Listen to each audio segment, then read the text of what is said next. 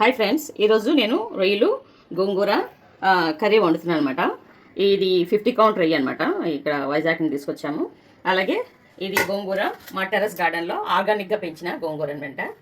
అలాగే దీనిలో ఐటమ్స్ ఏమేమి వేస్తున్నా అంటే ఎక్కువ ఐటమ్స్ వేయట్లేదు, ఎందుకంటే తక్కువ మసాలాలు ఎక్కువ టేస్ట్ ఉన్నది.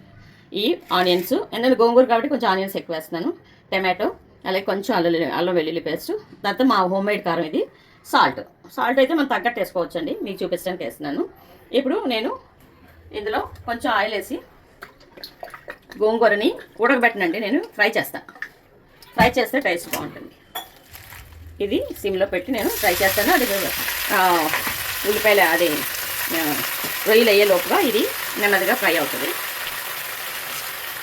బాగా కడుక్కోవాలండి, ఎందుకంటే మట్టి అది పడుతుంది, ఈగలు ఇవి అది వాడతాయి కదా.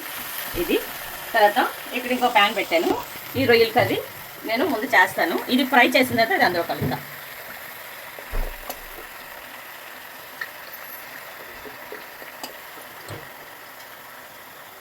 మనం ఆనియన్స్ వేద్దాము. ఆనియన్స్లో కొంచెం పచ్చిమిరపకాయలు కూడా ఎక్కువ వేసుకుంటాం, ఎందుకంటే గోంగూరలో పచ్చిమిరపకాయలు ఎక్కువ వేసుకుంటే బాగుంటుంది, టేస్ట్గా ఉంటుంది.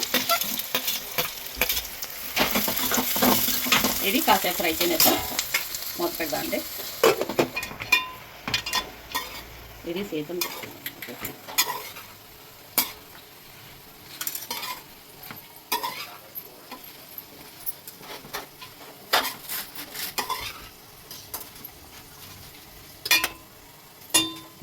ఇప్పుడు ఉల్లిపాయలు మరీ డీప్ ఫ్రై అక్కర్లేదండి, ఫిష్ కాట్లకి అయ్యేటట్టు. ఏంటంటే గోంగూర కలుపుతున్నాం కదా, గోంగూర కలిపేటప్పుడు ఉల్లిపాయలు కొంచెం పంటికి తగులుతూ ఉంటే బాగుంటుంది. ఇది ఇప్పుడు టమాటో వేస్తున్నాను.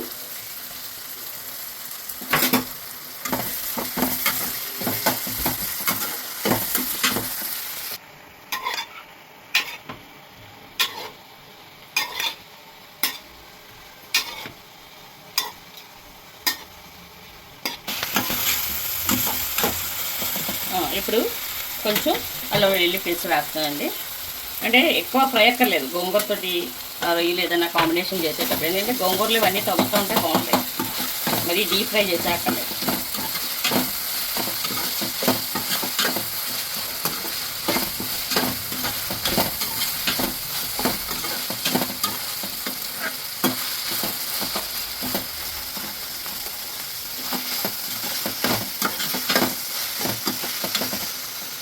అది కొంచెం ఫ్రై అయ్యింది, ఈ రొయ్యలు కూడా ఇందులో ఫ్రై అయితే బాగుంటుంది, ఆ మసాలా అంతా దింపేస్తుంది.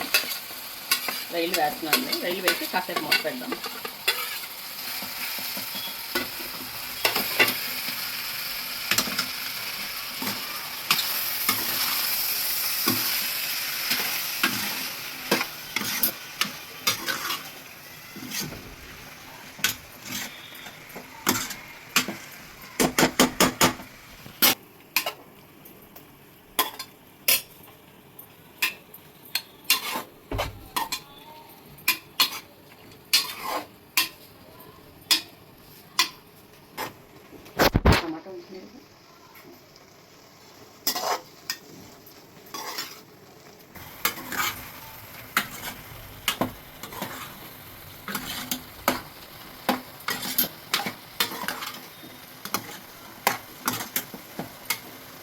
ఇది నెమ్మదిగా దాని నీరు ఎక్కువ విడిచిపెడతలేదు, ఎందుకంటే 50 కౌంట్ రొయ్యలు కదా, బాగానే ఉన్నాయి.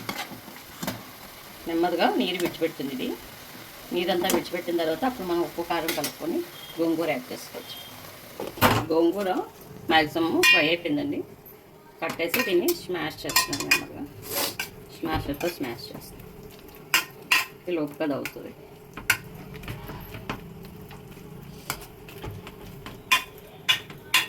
మన గార్డెన్ లేదు కాబట్టి తొందరగా ఫ్రై అయిపోతుంది. నేను చాలామంది ఉడకబెట్టి వేస్తారు, కానీ ఇలాగ ఆయిల్లో ఫ్రై చేసుకొని వేసుకుంటే ఇంకా బెటర్ టేస్ట్ వస్తుంది.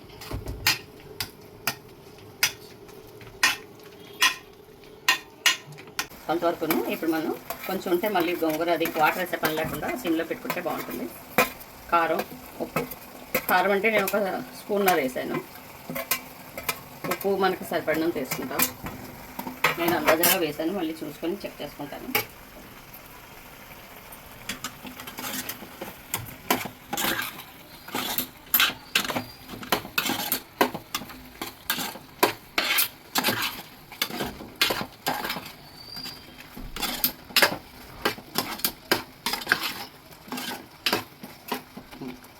ఇప్పుడు ఈ గోంగూర పేస్ట్ ఇందులో వేసి కలిపేసి ఇంకా వాటర్ వేయకోకుండా సిమ్లో పెట్టుకుంటే సరిపోతుంది. ఎందుకంటే గోంగూర కూడా గట్టిగా హార్డ్గా ఏం లేదు కదా, మన గార్డెన్లో పెంచుకుని చిన్న మొక్కలది.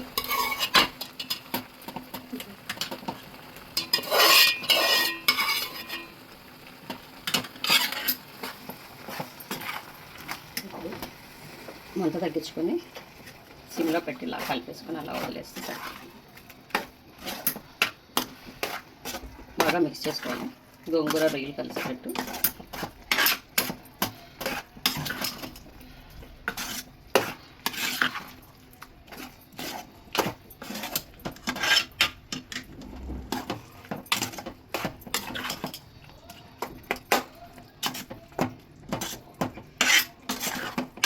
కొంచెం సాల్ట్ చెక్ చేద్దామండి.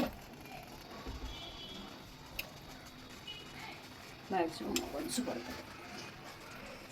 ఇది బాగా మిక్స్ అయిందండి. ఉప్పు కారం అన్నీ పర్ఫెక్ట్గా ఉన్నాయి.